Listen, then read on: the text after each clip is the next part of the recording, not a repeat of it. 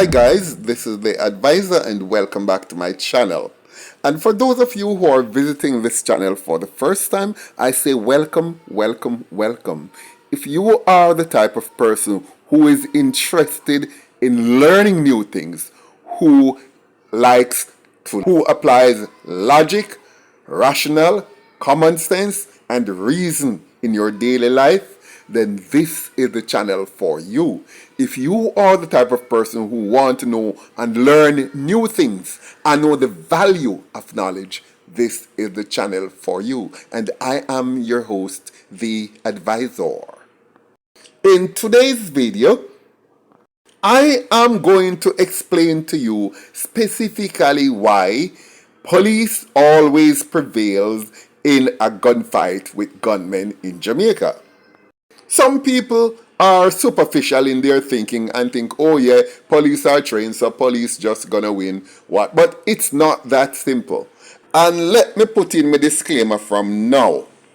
There are people who will be thinking, why are you passing on this kind of information? Because the gunmen can hear this information and then use it to their advantage. And I say, no, it's not that simple. If there was a way that gunmen could have used this information to their advantage, I would not have been putting it here. But it's not that simple to hear what I have to say and then apply it. Okay? Just so you understand. Anyway, guys, there are specific reasons I've noticed why Jamaican gunmen always lose a gun battle in Jamaica. The only way they can prevail in a gunfight is if they sneak up on the police or sneak up on anybody at all and just ambush them. Otherwise, they lose their lives. Full stop. And the very first reason is this. Gunmen are cowards. They will not attack anybody who actually can shoot back. They don't do it. Once they know that somebody is armed and can fire back, whether another gunman like themselves or police, they back off. They refuse to engage.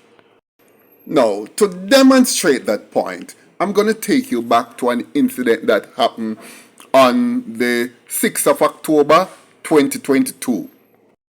On that date, there was a robbery where 5 gunmen stormed the PC Bank in Springmount, St. James.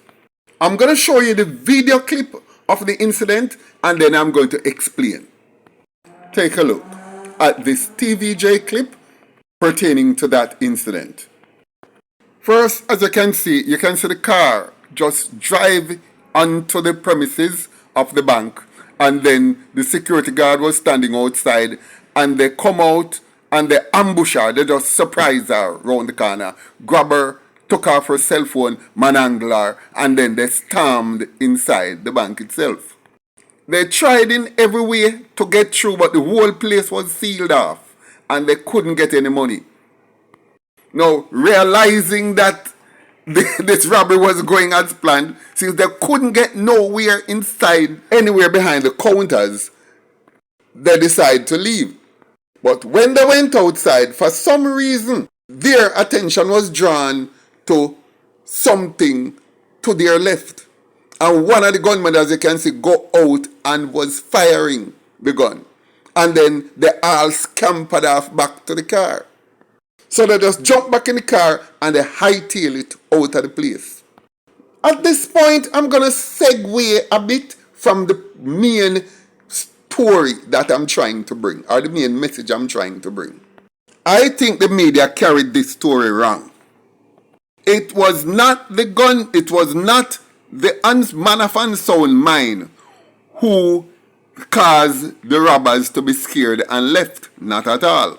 Somebody was actually firing at them. From the very first time I watched this video, I realized that there was a gunfight and there was actually somebody to their left who was firing guns at the robbers.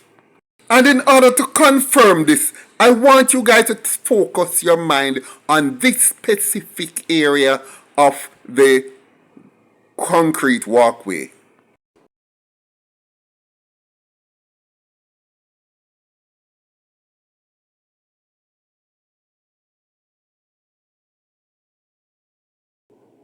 Did you notice that? Look in this area, you will see that a bullet had ricocheted in the direction of the vehicle containing the gunmen. And this was not and the bullet did not come slant from the road. It was coming from the other premises to our left. In other words, it was coming from right next door the bank. Somebody was there firing that gun. There was no breeze, and there was actually 3 ricochets I saw off the ground. The one which was most obvious was the first one.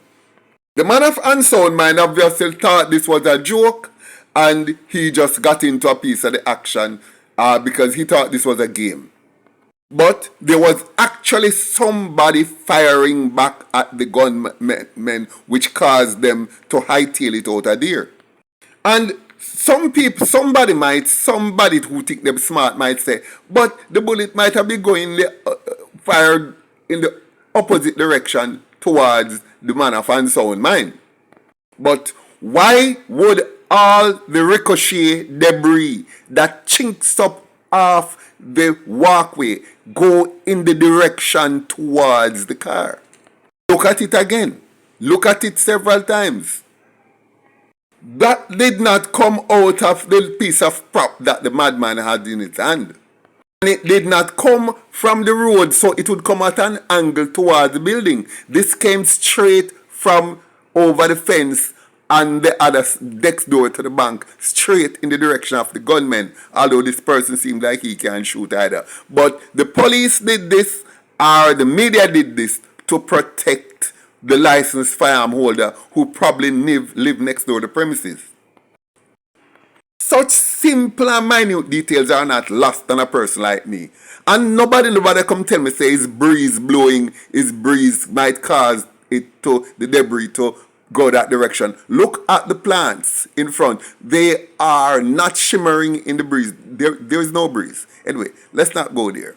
But the point, back on to the topic itself now, specifically, the point I'm trying to make is that the minute that gunmen are engaged, what them do?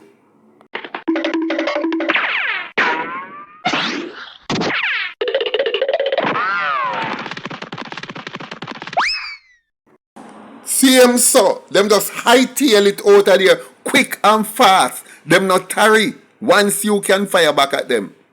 The second reason is that now look when the gunman with the AK-47, look when he went out into the street and was firing at whatever was on the road he was firing at. You look at how he held the weapon. No way that he could have hit even the broadside of a barn by holding a rifle like that. He didn't even aim. I don't know if he, at the time he was firing a wild shot, but there is nothing that he could have hit holding a rifle and firing it like that, which shows that they do not even know how to handle a weapon. And that is the second point. And now I'm going to reinforce that second point with this video. Take a look.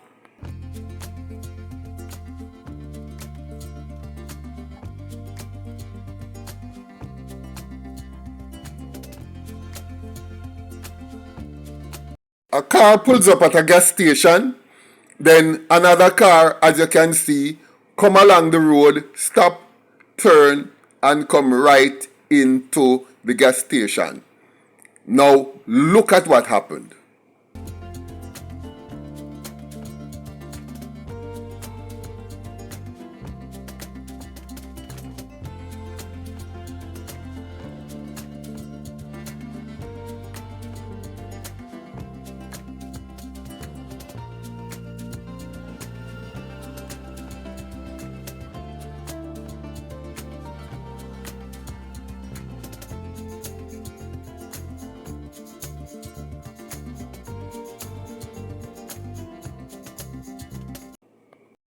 They come out of the car and start shooting. The first one who got out of the car, he had to walk up, he had to come within 10 feet of the man in order before he could start firing. Or rather, he had to chase him down and keep firing in order to get him, even though the man was so very close. The other men who got out the car, look how they held the guns, and look, it's like they were holding slingshots. They were slinging the bullet. Sling is like they were trying to pitch the bullet out of the gun by flashing it. In other words, they haven't got the slightest idea how to aim a weapon. And basically, if you cannot aim, you cannot shoot. Therefore, it goes without saying, you can't go up against the police. There is no way any gunman on earth can take on a trained person and win. So those are the reasons why once they see the police, they're going to run. And the third thing, it's a psychological factor. Because of the way the statistics had been set up, gunmen are not known to have ever beaten the police in a gunfight. Therefore, once they meet up and a team of police and a shootout starts, they actually just give up. They do not expect to win. They actually expect to die, but will try to escape. So the fact that these men, their hands start go wobbly, they start trembling, they stop thinking straight, and because of that psychological edge that the police have also over them, they will never be able to beat the police in a gunfight. And to reinforce that point about not being able to aim, I listen to Popeye News Links a lot, like most of you. And he always tell us about gunmen who get out of a car and try to shoot at a group of people. 20 people are there. The gunmen fire 50 odd shots and one man gets shot in his hip and another one gets shot in his ankle. 50 or 60 odd spent shell are on the ground. That tells you gunmen don't even try to aim. They point it in your direction and they hope you get a hit. Just by thinking or looking at you, they hope that the bullet will go, or they think the bullet will go in the direction that they are looking, or will go at the place on your body that they are looking. So those are basically the three factors that causes them to lose a gunfight with the police or with any licensed firearm holder for that matter. And that is a very good thing. Now guys, I just think this is just something I ought to share with you so you can understand why the police always prevail in a shootout with gunmen. Thank you for visiting my channel. And once again, thank you for watching. Like, share, leave a comment below, and I look forward to seeing you in my next video.